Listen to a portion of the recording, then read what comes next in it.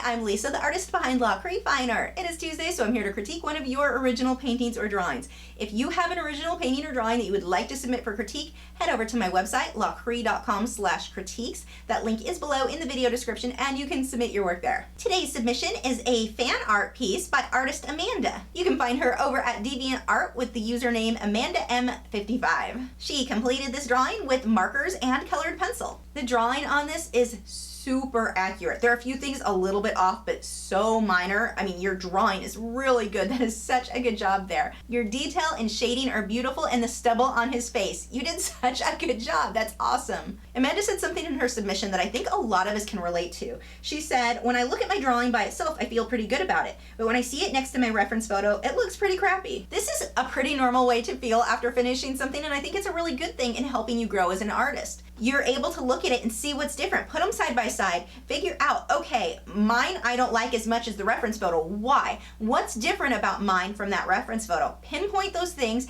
figure out where your troubled spots are, and learn from that. Improve on it next time. Then put that reference photo away and be proud of what you created. You don't want to dwell in that negativity of, I hate this, I don't like this.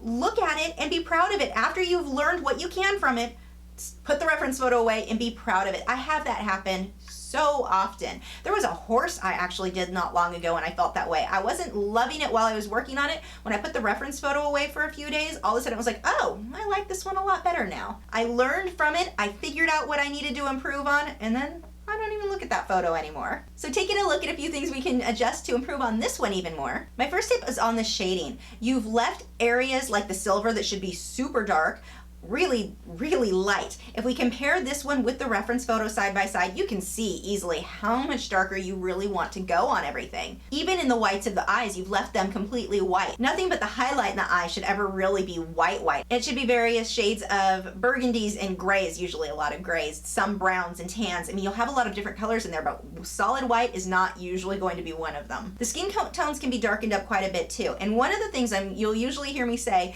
is that color isn't as big of a deal as value. And that is the case, but here, because his skin tone and his hair color are all pretty much the same, this I would adjust. This I would pull more of the pink tones into the skin versus having the orangey tones that are the same that are his hair. You definitely want to get a little bit more variation in there so it separates his skin and his hair. Now, I don't mean go super crazy and make him really pink, but a little bit would definitely help. Next, for the metal on his arm and on his cloak, notice how many colors of blues and reds. There's just golds, so many colors in that cloak and in that metal on the reference photo. When you look at yours, it's all one solid color. Don't be afraid to pull some of those other values in there because it really does make a big difference, especially on anything that's metallic. It's going to really reflect the colors around it. So you definitely want to pull more colors in here. You've got a great base. I would just work a bit more on the values and the actual shades and tones that you've got in here. You said you have a lot of trouble drawing hair. When you draw hair, you want to think of it more in terms of clumps, shadows, highlights.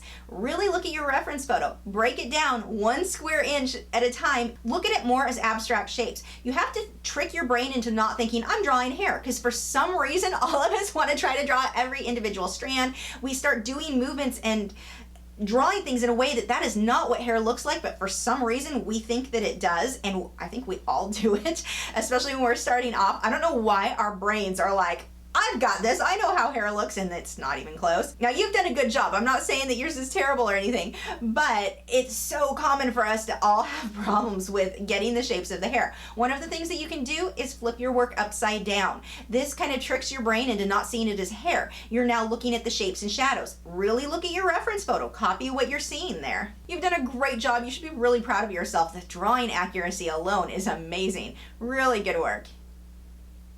Thanks for watching. If you're new to my channel, I have new video critiques every Tuesday where I'm critiquing your original paintings or drawings, my own speed paintings, drawings, and tutorials every Wednesday, art Q&A videos every Thursday, and artist blogs each weekend. So if you haven't already, I would love for you to subscribe so you don't miss out on anything. And you can follow me on Facebook, Twitter, Instagram, Google+. All of those social media sites are linked below in the video description where you can keep up with news, my newest work, and see real-time clips of whatever it is I'm currently working on. I'll see you guys tomorrow.